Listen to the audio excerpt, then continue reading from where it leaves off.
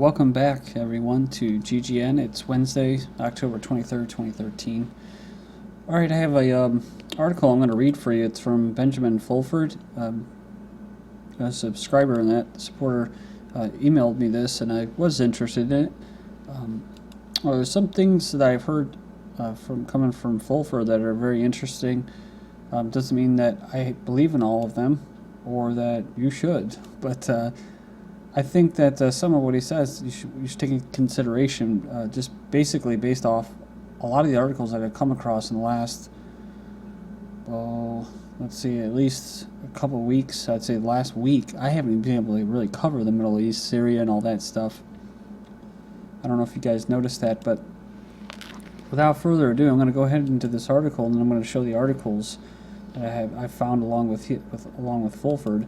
Like a junkie selling fairly heirlooms, the U.S. corporate government buys time. So we're talking about the government shutdown in China. Remember China asking and telling the U.S., you better handle this? The U.S. corporate government and the mafia families that own it managed to stave off default on October 17th. So this by acting like junkies selling family heirlooms to a pawn shop in order to buy a few more days' worth of drugs. In one example, they sold a whole bunch of state-of-the-art helicopters, including Blackhawks and Apaches, to China for an undisclosed sum, according to the Pentagon sources. This is one article. A U.S. Apache attack helicopter appears in China. Did they clone it from October 14th? The same fascist family sold a bunch of cruise missiles and cluster bombs to the totalitarian Gulf monarchies. Pentagon to sell bunker busters, cruise missiles to Gulf monarchies, and this is October 19th, October 18th, an $11 billion deal. Rothschild's branch of these families, for its part, worked out a deal where the Chinese will build French nuclear reactors of dubious safety and reliability in the UK, according to M5 sources and news reports. The Chinese will also be paid double the going rate for energy produced by these reactors. According to MI5, this is a good sign the cabal got money from China, now in exchange for a promise to pay them back by squeezing British energy users later. And yeah, here it is. That's all I can get for you. I don't have access to the Financial Times. UK wants Chinese nuclear to help move to a low-carbon economy. Probably has nothing to do with that, but China gets access to Siberian oil fields. I found this from October 21st. Look at the date. On October 18th, state-owned Russian oil firm Rosneft signed a memorandum of understanding with a state-owned China Natural Petroleum Corporation, a significant arrangement that gives China its first direct access to East Siberia's rich hydrocarbon fields for joint development. October 22nd, China heads to South American global energy scramble. China's global hunt for crucial energy supplies is taking it into America's backyard, with two Chinese state firms winning production rights to the multi-billion-barrel deepwater oil field off Brazil. Then you have, at the same time in Japan, the government's slaves who run this country on behalf of the Western mafia families are in a state of panic, according to the imperial family sources. One thing that spooked them is the over 100 lawsuits going on claiming that the current Abe government stole the last general election. The result is that the Freemasons in Japan, headed by a gentleman from India, have asked for peace negotiations with the Japanese patriotic groups struggling to liberate this country. Several female agents were sent to visit the White Dragon Society in the past week, using the word Illuminati in the very first sentence they spoke, and claiming to either represent the Vatican, the current Japanese slave government, or the government of China. He said that they received a phone call from a high-level Japanese government saying that Dragon family released funds, basically, and a big example or visible sign of this would be the announcement of the Russian government that would be offering health services or healthcare services free of charge to all citizens. So far, they haven't made an announcement, and he says here that they make a lot of claims like that, like they're going to do it. So far, no money's appeared. And it says that they've lied so many times that you can't really believe them, only their actions. At best, though, these approaches show the cabal regime in Japan is getting increasingly nervous. The near bankruptcy of the U.S. government last week left them deeply spooked, says Japanese sources. They have a growing understanding that the U.S. government that was selling state-of-the-art weapons to China and otherwise showing signs of surrender was not going to protect Japan in a war against China. The U.S. dollar tanks. From Reuters, the dollar slid to a two-year low against the euro, and a measure of global equity markets rose for a fifth session in a row on Tuesday after, they say, weak U.S. jobs data reinforced expectations that the Fed will keep its easy money policy attacked into 2014, the sixth stage of collapse. It says a solution for avoiding the sixth stage must be found, from Club Orlov, but I don't know what that solution would look like. I do find it unsafe to blithely assume that collapse will simply take care of the problem for us. Some people may find this subject matter so depressing that it makes them want to lie down in a comfortable position on something warm and soft and die. October 23rd, the IMF warns Japan about using monetary policy as a crutch. Since Japanese Prime Minister Abe took office last December, both the yen and yields on sovereign debt have gone down, largely due to the government and the Bank of Japan's heavily involvement in the economy's monetary framework. But they're now purchasing Japanese bonds at a faster pace than Japanese government can issue debt. October 22nd, China warns Japan over reported plan to shoot down drones. They warned Japan on Tuesday against playing up tensions after Tokyo reportedly approved a plan to intercept and shoot down any foreign drones if they ignore warnings to leave Japanese airspace. So Fullford says there's plenty of signs that in the West of a general surrender to China on the part of the cabal-controlled governments there. In addition to letting the Chinese build a French nuclear power plant, and the Rothschilds have opened up the City of London to Chinese banking interests in a big way. Chinese banks will be allowed to set up branches in the UK, and direct trading between the renminbi and the pound sterling will be allowed. Chinese offshore banking will also begin, according to Rothschild sources and news reports. October 15th, London to become Chinese offshore banking center. Britain has relaxed stringent rules for Chinese banks willing to set up in London.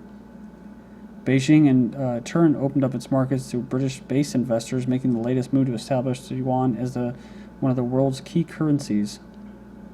On the U.S. side of the banking oligarchy, there's also growing indications that something extremely unusual is happening at Rockefeller-controlled J.P. Chase Bank. The bank just sold its headquarters building, one built by David Rockefeller as headquarters for Chase Manhattan Bank, to the Chinese.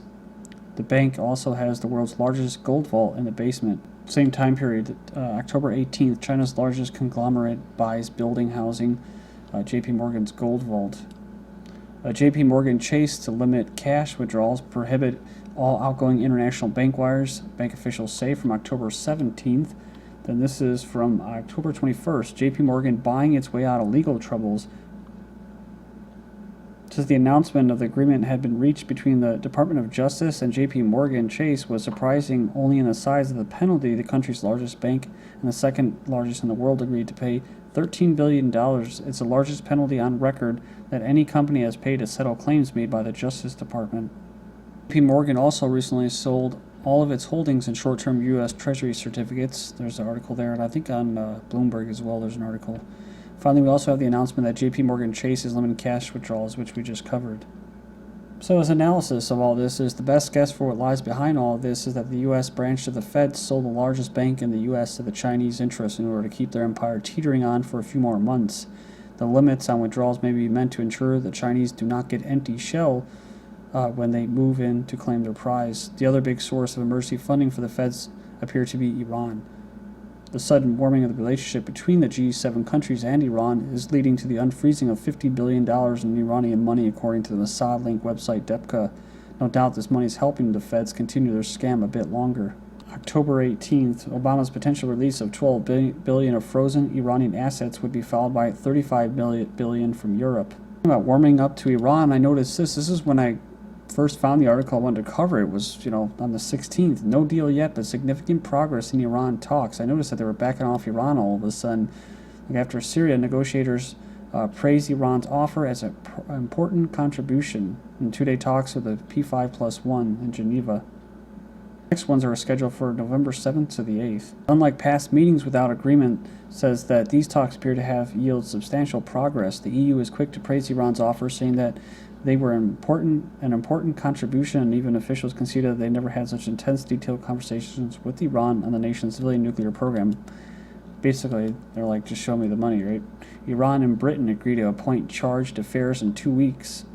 Iran and Britain have agreed to appoint the charged affairs to each other's countries in 2 weeks to pursue a path to restoring bilateral relations from October 16th. It's all this, kind of like with Syria, their chemical weapons, Russia kind of brokering it. Russia proposes lifting Iran's sanctions in exchange for international control of nuclear program. It says Moscow has influence on the talks between the six world powers known as P5+1. So interesting, because he says that Putin's actually more in charge now. These changes can be seen as a good indication the Zionists no longer control political trends in the Middle East, but rather Vladimir Putin does. The last Zionist holdouts in the region appear to be in the government of Saudi Arabia and the Nazi Netanyahu regime in Israel. They are still causing murder and mayhem and need to be stopped ASAP. Remember this, on October 18th, Saudi Arabia rejects UN Security Council seat over failure to deal with conflicts. They're an advocate of foreign military intervention against Syria's government. They rejected the rotating seat on the UN Security Council, saying the body cannot deal with international conflicts. October 22nd, Saudi Arabia warns of shift away from the U.S. over Syria and Iran because they didn't get what they want. They signal anger over U.S. policy in the Middle East. Said it could affect arms and oil trade. Most of the arms are going one way, and that's to them, and they just bought a bunch. So as far as the oil going one way to us, well, the U.S. actually just passed, I believe, Saudi Arabia and or Russia is a top oil and natural gas producer. So remember this? This was back in August. August 8th, people said, oh, this wasn't true. This is just disinformation. Maybe it was. Maybe it was true. Russia rebuffed Saudi offer to drop Syria support for arms. Remember when Saudi Arabia supposedly was asking Russia, please stop backing Syrian government to let us take down Syria and Assad and the Shiites. They wanted Saudi Arabia to change its stance on Syria in return for a huge arms deal. And you know all those gruesome reports that are coming out with those numbers of hundreds, 80 killed, 300 injured in Iraq all the time. Saudi Arabia behind violence rise in Iraq. So I said Assad, they lost when they gave up their chemical weapons because they admitted to guilt, but who knows? Maybe it was a good thing. Maybe it weakened Israel's ability to attack Iran and move on to Iran.